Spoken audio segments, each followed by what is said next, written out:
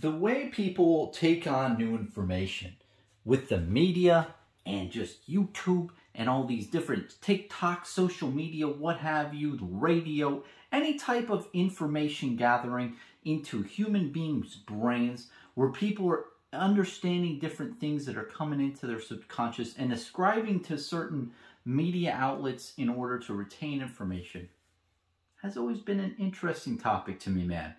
And I wanted to discuss a little bit about this today. I want to give you a little story. This is going to be going down memory lane, going down back, all the way back to the year 2021.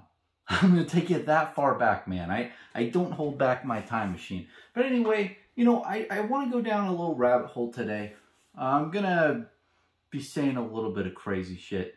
But it's just going to be a little eye-opener, man. It really was a defining moment in my life where my perception on different outlets changed.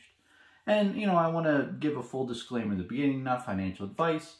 You know, this is just a entertainment channel here we have. You know, I just want to tell you a story here, man, because it's a really cool thing that happened. And I don't know if people really remember it. So back in the year 2021, in the beginning, we had this whole event with GameStop, with the short squeeze.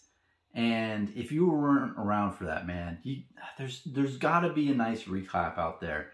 I don't know where, but it was a really, really cool thing to witness and just be a part of. And I mean, I did personally, just full disclosure, I did invest some money. I didn't invest too much. I was just, you know, playing around, having fun. But mainly I was just on Reddit for like 2 weeks straight in the Wallstreet bets group, just seeing all the memes and all the excitement and all the good and the bad and people who were losing all their money or gaining all their money. And, you know, it was a lot of a shit show, I'll admit. You know, of course, you had all the people who were just, you know, hyped up, who just got there and like, hey, guys, look at me. I just invested all my money. And you had those people. And then you had all the other people who were like, hey, look at my lost porn. And I lost X amount of dollars. And now I'm never going to recover. But ultimately, man, the GameStop short squeeze was such a big event. You had this guy, Keith Gill, who literally sat in front of like Congress members or whatever and said, I am not a cat. And it was fucking hilarious, man. If you were there, if you were part of it, if you were just reading the message boards for like 2 weeks straight, it was a really, really cool thing. So what happened is, you know, GameStop stock was around $5 a share. Keith Gill, or Deep Fucking Value is what he was called on the Reddit threads, he made a big position in GameStop and said, hey, we can squeeze this shit. And a lot of people got on board because a lot of big institutions out there, the show remain nameless because I don't remember what their names were, had a lot of shorts on GameStop stock, meaning they thought it was going to go down. Well, Mr. Gill, allegedly, and a lot of other alleged people on Wall Street bets started buying up the stocks, which made, you know, the institutional investors really kind of screwed and kind of pulled their pants down and, you know, went to town on them. And it was a really crazy time. But the specific point in time I want to just focus on is February 1st. And at this point in time, the stock of GameStop had, you know, exploded. I think it was like over $100 at the time. Big investment firms were panicking nonstop. You had this really crazy atmosphere where the little guy was just the David and Goliath moment where David just slings his rock and hits the Goliath right in the face. That is what was happening here. And what was interesting is when the markets opened on February 1st, I believe it was a Monday, it was very odd how every single news outlet that I looked at on Google, I was, you know, constantly looking at Reddit, and I was looking at different messages or different news outlets and what they thought of the topic. Every single big outlet said, hey, the Wall Street bets community is now targeting silver. That's the new target. And lo and behold, if you literally went on the Reddit of Wall Street bets, there's not a single person or a single thread at all saying that silver was the next target at all. There was even multiple threads that had said, hey, why are all these big news conglomerates saying that we are targeting silver? No, nobody's saying that. Do they even read the Reddit? And it really was such an eye-opening moment to me, because you might say, well, Bronson, I'm skeptical of the media. They're doing this and that and what have you. And I'm like, okay, that's fine, man. But proof. You need proof. And all those other people were like, yeah, I don't know how much the media manipulates.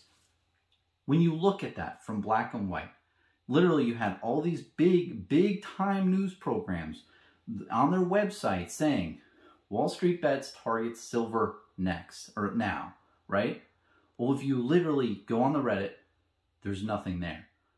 How could all of them had gotten it wrong at the same point in time? And I'm no news journalist. I'm no investigative reporter at all, or I don't write blogs on different news outlet sites.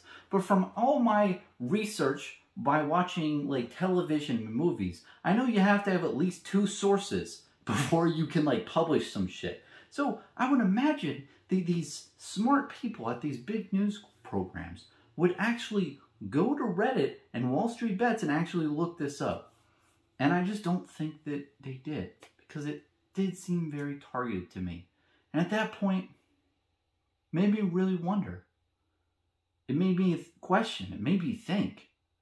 If they're doing this for this, if all these news programs are gathering all on the same side of reporting a false truth to move a certain background agenda, because the whole point of it would be if other investors or people in Wall Street Bets saw this news, they're like, oh, okay, let me, buy shares in silver now instead of buying more, GME stock.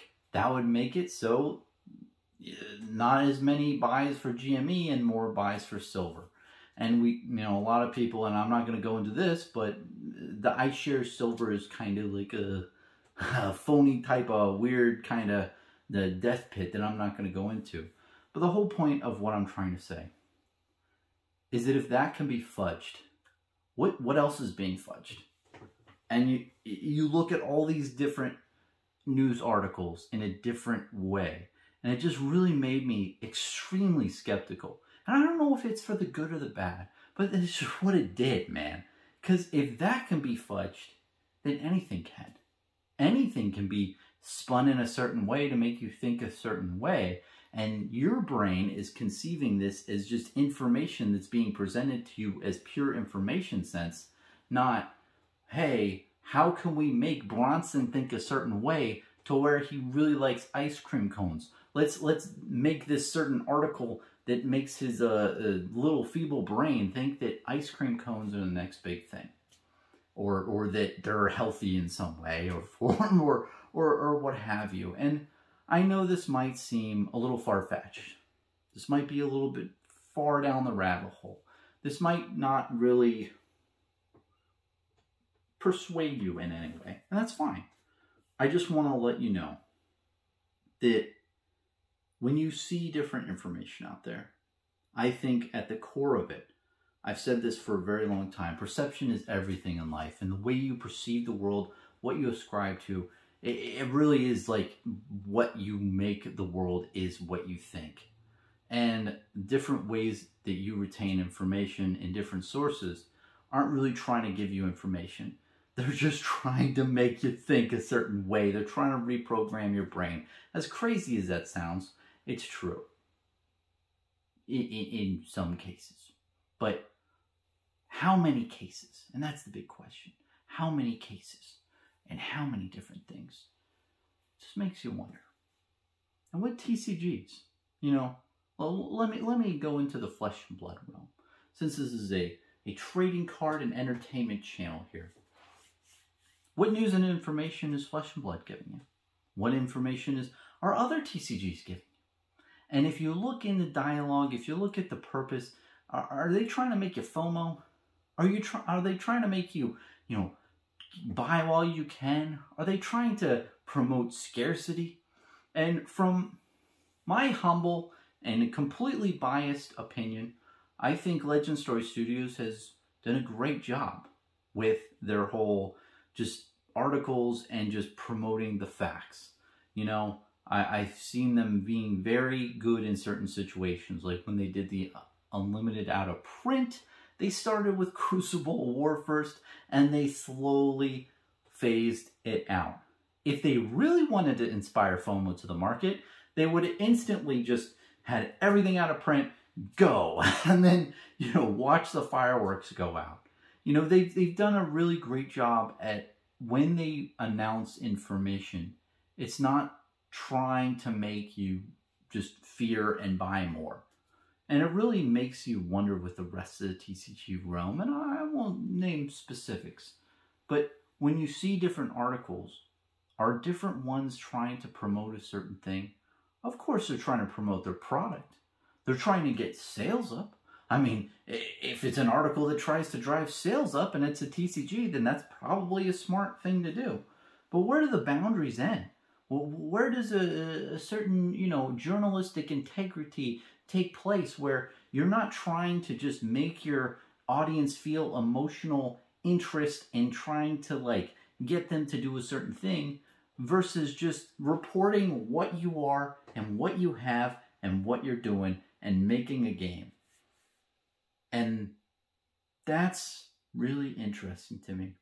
Thanks for watching, man. I know I've gone down a little rabbit hole, and I know that I've said some interesting things in this video, and I appreciate you, you know, just taking it all in, being open-minded. And I'd love to hear any comments or different questions or any type of your thoughts of how things work with people retaining information and their perception on the world, because it's a very fascinating topic to me. And overall, when you look at different things in a certain light, it just makes you wonder, like, how much stuff out there is targeted to make you think a certain way. Am I targeting you to make you, like, hypnotized to think a certain way and do something? Like, am I secretly working for Legend Story Studios and I'm trying to make you buy as much product as you can without your knowledge? I don't know. Maybe. Thanks for watching.